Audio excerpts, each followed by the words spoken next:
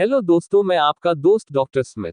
दोस्तों, हम में से अनेक लोग ऐसे हैं जिनके मन में सदैव ओम नमः शिवाय चलता रहता है। इसका जिक्र पुराणों में किया गया है, जिसे हम जल्द ही एपिसोड के रूप में प्रकाशित करेंगे। तो जुड़िए हमारे साथ चैनल में और अभी कीजिए चैनल को लाइक, सब्सक्राइब और शेयर।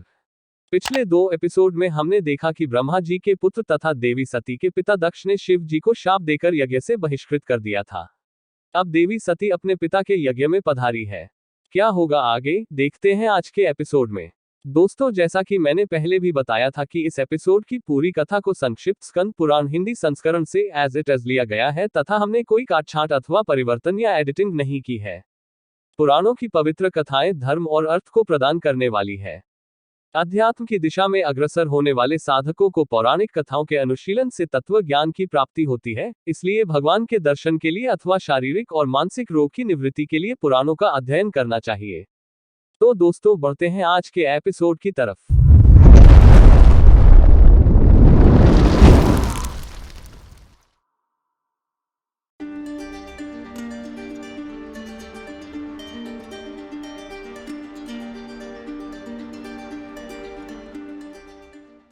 दाक्षायणी सती उस स्थान पर गईं, जहां वह महान प्रकाशशाली यज्ञ हो रहा था। नाना प्रकार के आश्चर्य में कौतूहल से परिपूर्ण पिता के उस भवन को देखकर सती देवी द्वार पर ही ठहर गईं और परम सौभाग्यवान नंदी की पीठ से उतरकर इधर उधर दृष्टि डालने लगी। उन्होंने माता, पिता, सुहृद, संबंधी तथा बंधु बांधवों को देखा। माता पिता को मस्तक झुकाकर वे बड़ी प्रसन्न हुई। फिर अपने अभिमत प्रस्ताव के अनुरूप वचन बोली, पिताजी, जिनसे यह संपूर्ण चराचर जगत पवित्र होता है, उन परम कल्याणमय भगवान शंकर को आपने क्यों नहीं बुलाया? फिर ऋषियों को संबोधित करके कहा, भृगुजी, क्या आप भगवान शिव को नहीं जानते? महामते कश्यप, क्या आप भी महादेव जी से अपरिचित हैं? अत्रि, वशिष्ठ तथा कण्वजी, क्या आप भी महेश्वर की महिमा नहीं जानते? इंद्र, इस समय तुम्हारा क्या कर्तव्य है?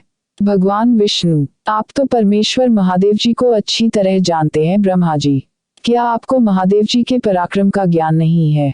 सती की बात सुनकर दक्ष ने कुपित होकर कहा, भद्रे, तुम्हारे बहुत बातें बनाने से क्या होगा?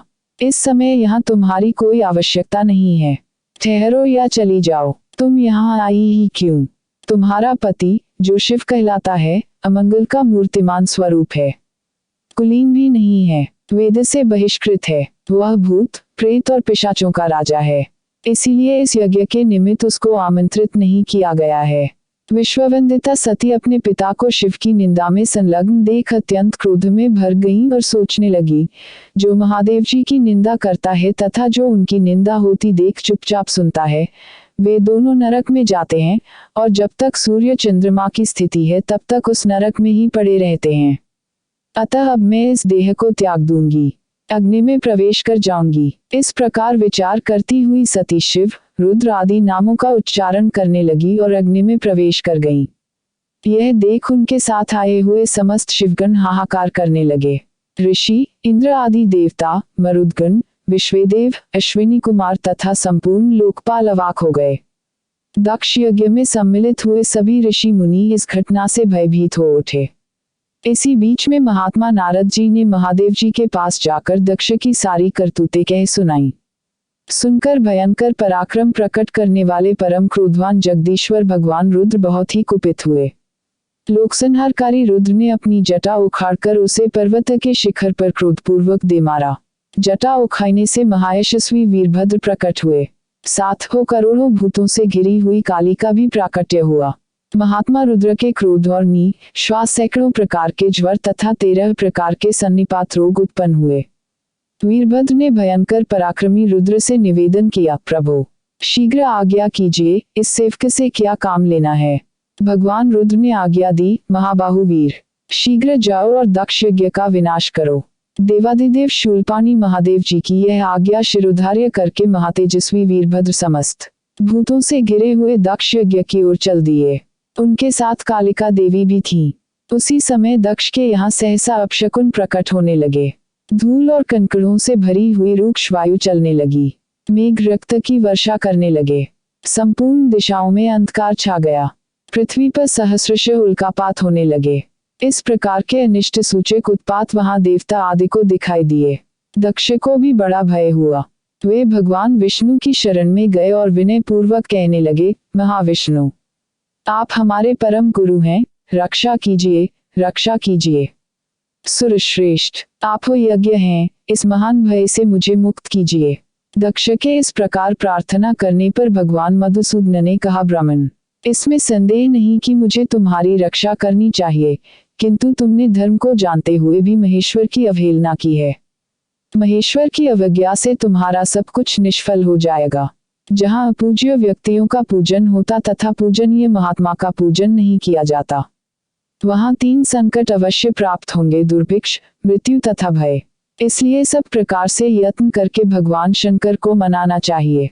तुम्हारे यज्ञ में महेश्वर का सम्मान नहीं किया गया है, इसी कारण यह महान भय उपस्थित हुआ है। इस समय तो हम सब लोग मिलकर भी इस भय का निवारण करने में समर्थ नहीं हैं। यह सब कुछ तुम्हारी दुर्नीति के कारण हो रहा है। भगवान विष्णु का यह वचन सुनकर दक्ष चिंतित हो उठे। उनका मुंह सूख गया। इतने में ही अपनी सेना से घिरे हुए महातेजस्वी वीरभद्र भी आ पहुंचे। उनके साथ काली, कात्यायनी, ईशानी, चामुंडा, मर्दनी, भद्राकाली, भद्रा, त्वरिता तथा वैष्णवी, ये 9 दुर्गाएं तथा भूतों का महान समुदाय भी था।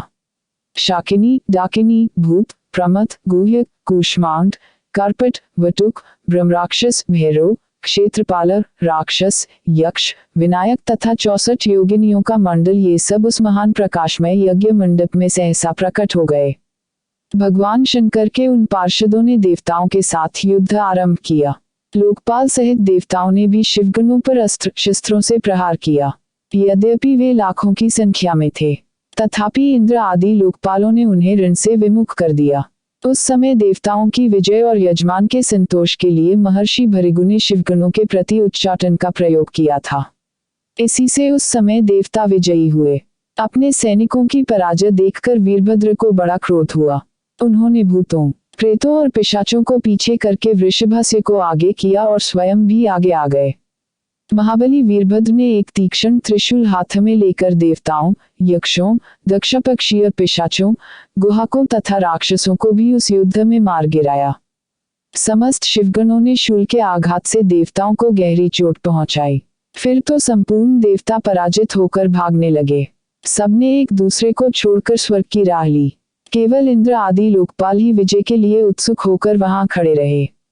वे बारंबार बृहस्पति जी से पूछते थे, गुरुदेव, हमारी विजय कैसे होगी? तब बृहस्पति जी ने कहा, भगवान विष्णु ने जो बात बहुत पहले कह दी थी, वह आज सत्य हुई। यदि फलरूप में परिणत हुए कर्म का नियामक कोई ईश्वर है तो वह भी कर्ता का ही आश्रय लेता है। जो कर्ता नहीं है, उस पर वह अपना प्रभुत्व नहीं प्रकट करता। कर्म करने वाले को ही ईश्वर उसका फल देता है, न करने वाले को नहीं। वह ईश्वर केवल अनन्य भक्ति से जानने योग्य है। परम शांति और संतोष से ही भगवान सदाशिव के स्वरूप को जाना जा सकता है। उन्हीं से यह संपूर्ण सुख दुखात्मक जगत जन्म और जीवन धारण करता है। इस समय तुम्हारी विजय का कोई उपाय नहीं दिखाई देता।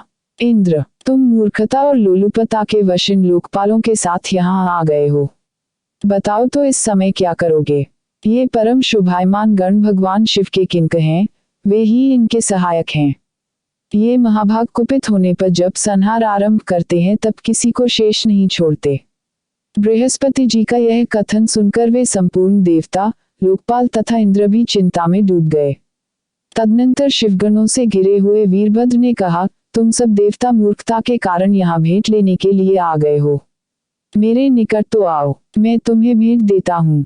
स्खे इंद्र, मित्रवर सूर्य, चंद्रमा, धनाध्यक्ष कुबेर, पाशधारी वरुण, मृत्यु, यमुना के बड़े भैया यमराज, मैं आप लोगों की तृप्ति के लिए शीघ्र ही भेंट अर्पित करूंगा। यूं कहकर क्रोध भरे वीरभद्र ने सब देवताओं पर बाणों को बौछार आरंभ की। उन बाणों के आधार से पौड़ित होकर वे सबके सब 10 दिशाओं में भाग गए। लोकपालों के और देवताओं के पलायन कर जाने पर भगवान विष्णु भी चले गए। फिर वीरभद्र अपने गुणों के साथ यज्ञशाला में आए। उस समय देवता, ऋषि तथा अन्य जो यज्ञोपजीवी लोग थे, उन सबको भगवान शिव के गणों ने परास्त कर दिया। महर्षि भृगु को धरती पर पटक कर उनकी दाढ़ी और मूंछ नोच ली। पूषा ने दांत दिखाकर हंसी उड़ाई थी, अतः शिवगणों ने उनके सारे दांत उखाड़ लिए। अग्निपत्नी स्वधा और स्वाहा को भी अपमानित किया तथा क्रोध में भरकर उन्होंने और भी ऐसे ऐसे बर्ताव किए जो वाणी द्वारा कहने योग्य नहीं है। दक्ष महान भय के मारे अंतर्वेदी में छिपे हुए थे। इस बात का पता लगने पर रोष में भरे हुए वीरभद्र उन्हें पकड़ लाए और उनका जबड़ा पकड़कर सिर के ऊपर तलवार से चोट की। फिर दक्ष के कटे हुए सिर को उन्होंने तुरंत ही यज्ञ कुंड में डालकर जला दिया। उस यज्ञशाला में दूसरे दूसरे जो देवता, पितर, ऋषि, यक्ष और राक्षस रह गए थे, वे सब शिवगणों के उपद्रव से भयभीत होकर भाग चले। चंद्रमा, आदित्यगण, ग्रहमंडल, नक्षत्र और तारे, इन सबको शिवगणों ने भगा दिया। ब्रह्मा जी अपने पुत्र दक्ष के शोक से पीड़ित होकर सत्यलोक को चले गए और वहां स्वस्थ चित्त से विचार करने लगे कि अब मुझे क्या करना चाहिए। इस अपमान के कारण ब्रह्मा जी को शांति नहीं मिलती थी।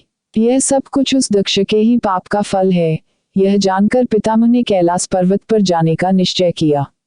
महातेजस्वी ब्रह्मा जी हंस पर आरूढ़ हो सब देवताओं के साथ पर्वत श्रेष्ठ कैलाश पर गए। वहां उन्होंने नंदी के साथ एकांत में बैठे हुए भगवान सदाशिव का दर्शन किया। उनके मस्तक पर जटाजूट शोभा पा रहा था।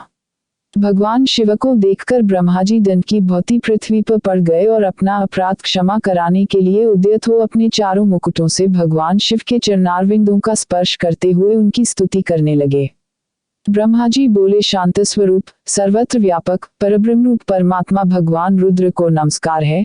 मस्तक पर जटाजूट धारण करने वाले महान ज्योतिर्मय महेश्वर को नमस्कार है। आप जगत को सृष्टि करने वाले प्रजापतियों के भी सृष्टा हैं। आप ही सबका धारण पोषण करते हैं। आप सबके प्रपितामह हैं। आप ही रुद्र, महान, नीलकंठ और वेदा हैं। आपको नमस्कार है। यह संपूर्ण विश्व आपका स्वरूप है। आप ही इसके बीज आदि कारण हैं। इस जगत को आनंद की प्राप्ति कराने वाले भी आप ही हैं। आपको नमस्कार है। आप ही ओंकार, विष्टकार तथा संपूर्ण आयोजनों के प्रवर्तक हैं। यज्ञ, यजमान और यज्ञ प्रवर्तक भी आप ही हैं। प्रभो, देवेश्वर, यज्ञ प्रवर्तक होकर भी आपने इस यज्ञ का विनाश कैसे किया? महादेव, आप ब्राह्मणों के हितैषी हैं, तो भी आपके द्वारा दक्ष का वध कैसे हुआ? रुद्र, आप तो गौओं और ब्राह्मणों के प्रतिपालक हैं। समस्त प्राणियों को शरण देने वाले हैं। रक्षा कीजिए, रक्षा कीजिए। श्री महादेव जी ने कहा, पितामह, सावधान होकर मेरी बात सुनिए। दक्ष अपने ही कर्म से मारा गया, इसमें तनिक भी संदेह नहीं है। इसलिए किसी को भी कदापि ऐसा कर्म नहीं करना चाहिए जो दूसरों को क्लेश पहुंचाने वाला हो। जो दूसरों को कष्ट देने वाला कर्म किया जाता है, वह एक दिन अपने ही ऊपर आ पड़ता है। यूं कहकर भगवान शंकर उस समय ब्रह्मा आदि देवताओं के साथ कनखल तीर्थ में, जहां प्रजापति दक्ष का यज्ञ मंडप था, गए। वहां जाकर उन्होंने वीरभद्र के द्वारा जो कुछ किया गया था, सब देखा। स्वाहा, स्वधा, पूषा, बुद्धिमानों में श्रेष्ठ भृगु, अन्यान्य ऋषि, समस्त पितर, यक्ष, गंधर्व और किन्नर जो भी वहां जिस अवस्था में पड़े थे, सबको भगवान शिव ने देखा। किसी के अंग भंग हो गए थे, किसी की दाढ़ी और मूंछें नोच ली गई थी तथा कुछ लोग रणभूमि में मरे पड़े थे। भगवान शंकर को आया देख वीरभद्र ने समस्त गणों के साथ उनके चरणों में दंडवत प्रणाम किया और वे सामने हाथ जोड़कर खड़े हो गए। महाबली वीरभद्र को अपने आगे खड़ा देख महादेव जी ने हंसते हुए कहा, वीरवर, यह तुमने क्या किया? दक्ष को शीघ्र यहाँ ले आओ, जिसने ऐसा यज्ञ किया और उसका वैसा ही विलक्षण फल भी प्राप्त किया। शंकर जी के यूं कहने पर वीरभद्र ने बड़ी उतावली के साथ दक्ष का धड़ लाकर उनके सामने डाल दिया। तब शंकर जी ने कहा, वीर, इस दुरात्मा दक्ष का मस्तक कौन ले गया? यदि मिल जाए तो कुटिल होने पर भी इसे मैं जीवित कर दूंगा। यह सुनकर वीरभद्र फिर बोले, भगवान, मैंने उसी समय इसके मस्तक को अग्नि में होम दिया था। अब तो केवल पशु का सिर बचा है, किंतु उसका मुख बहुत विकृत हो गया है। ये सब बातें जानकर भगवान शिव ने पशु के भयंकर मुख को, जिसमें दाढ़ी भी लगी थी, दक्ष के धड़ से जोड़ दिया। इस प्रकार भगवान शंकर की कृपा से दक्ष को नया जीवन प्राप्त हुआ। दक्ष अपने सामने भगवान रुद्र को उपस्थित देख लज्जा से गड़ गए। उन्होंने लोक कल्याणकारी भगवान शंकर के चरणों में मस्तक झुकाकर उनका स्तवन किया। दक्ष बोले, सबको वर देने वाले सर्वश्रेष्ठ देव भगवान शंकर को मैं प्रणाम करता हूँ। सनातन देवता शिव को मैं सदा नमस्कार करता हूँ। देवताओं के पालक और ईश्वर पापहारी हर को मैं प्रणाम करता हूँ। जगत के एकमात्र बंधु शंभु को मैं नमस्कार करता हूँ, जो संपूर्ण विश्व के स्वामी विश्वरूप सनातन ब्रह्म और स्वात्म रूप हैं। उन भगवान शिव को मैं शीश झुकाता हूँ। अपनी भक्ति से प्राप्त होने योग्य सर्वरूप भगवान शिव को मैं प्रणाम करता हूँ, जो वरदायक हैं, वरस्वरूप और वरण करने योग्य हैं। उन भगवान शिव को मैं मस्तक नवाता हूँ। दक्ष के इस प्रकार स्तुति करने पर भगवान शंकर ने कहा, सुरश्रेष्ठ, 4 प्रकार के पुण्यात्मा जन मेरा सदा भजन करते हैं, आर्त, जिज्ञासु, अर्थार्थी और ज्ञानी। इन सब में ज्ञानी श्रेष्ठ है, इसलिए समस्त ज्ञानी पुरुष मुझे विशेष प्रिय हैं। इसमें तनिक भी संशय नहीं है। जो ज्ञान के बिना ही मुझे पाने का यत्न करते हैं, वे अज्ञानी हैं। तुम केवल यज्ञादि कर्म के द्वारा संसार सागर के पार जाना चाहते हो, परंतु कर्म में आसक्त हुए मूल पुरुष वेद, यज्ञ, दान और तपस्या से भी मुझे कभी नहीं प्राप्त कर सकते। अतएव तुम अंतःकरण को एकाग्र करके ज्ञाननिष्ठ होकर कर्म करो। सुख और दुख में समान भाव रखकर सदा प्रसन्न रहो। तदनंतर दक्ष को वहीं कनखल तीर्थ में रहने का आदेश देकर भगवान शिव अपने निवास स्थान कैलाश पर्वत पर चले गए। फिर ब्रह्मा जी ने भृगु आदि संपूर्ण महर्षियों को आश्वासन तथा बोध प्रदान किया। वे सब ऋषि मुनि तत्क्षण ज्ञानी हो गए। इसके बाद पितामह ब्रह्मा जी अपने धाम को गए। इधर प्रजापति दक्ष को भगवान शंकर के उपदेश से उत्तम ज्ञान की प्राप्ति हो गई। वे शिवजी के ध्यान में तत्पर होकर तपस्या करने लगे। इसलिए सर्वथा प्रयत्न करके सबको भगवान शंकर की आराधना करनी चाहिए।